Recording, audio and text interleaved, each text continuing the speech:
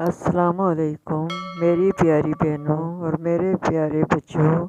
آج میں آپ کو ایک اور نئی سچی اور سبق آموز کہانی سنا رہی ہوں جو آپ کو اور آپ کے بچوں کو مستقبل میں بہت کام آئے گی۔ ایک گاؤں میں بہت امیر لوگ رہتے تھے۔ وہ بہت اچھے اور خوشحال اور اچھے اخلاق کے مالک تھے۔ ایک دن کیا ہوا کہ رات کے ٹائم ان کے گھر ڈاکو آ گئے، سارا مال لے کر چلے گئے۔ انہوں نے کہا کہ چلو، جان سے تو نہیں مارا، شکر ہے اللہ تعالیٰ جانیں سب کی بچا لی ہیں۔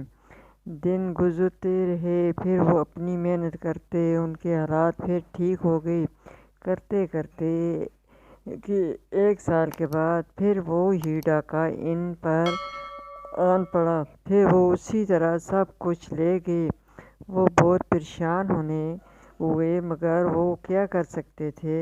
کرتے کرتے وہ ڈاکو ہر سال کے بعد آتے۔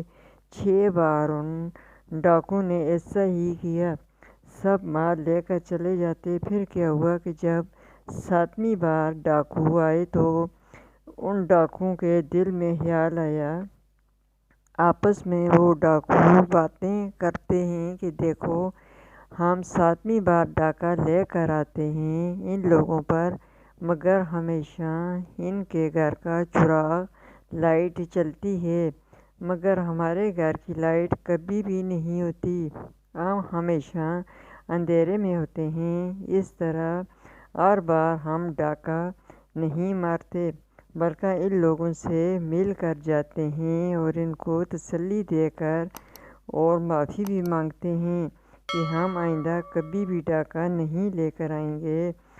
ان کے گھر گئے تو وہ بہت گھبرا گئے کہ ڈاکہ تو پھر آ گیا۔ ڈاکو کا بڑا سردار کہنے لگا کہ آپ گھبراؤ نہیں، ہم ڈاکہ لے کر آئے تھے، مگر ہمارے دل میں خیال آیا کہ دیکھو، 6 بار ہم ان لوگوں کو لوٹ کر مال سارا لے جاتے تھے، مگر دیکھو کہ ان کے گھر کی روشنی اسی طرح ہے اور ہمارے گھر میں اندھیرا ہے، ہم نے کبھی سکون سے نہیں بیٹھ پائے۔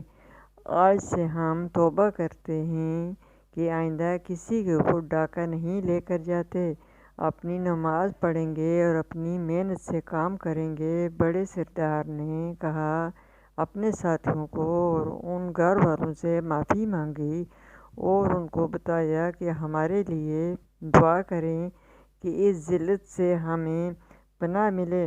اپنے دل میں انہوں نے توبہ کی، پھر وہ اپنی محنت مشقت کرتے رہے، پھر سکون سے رہنے لگے۔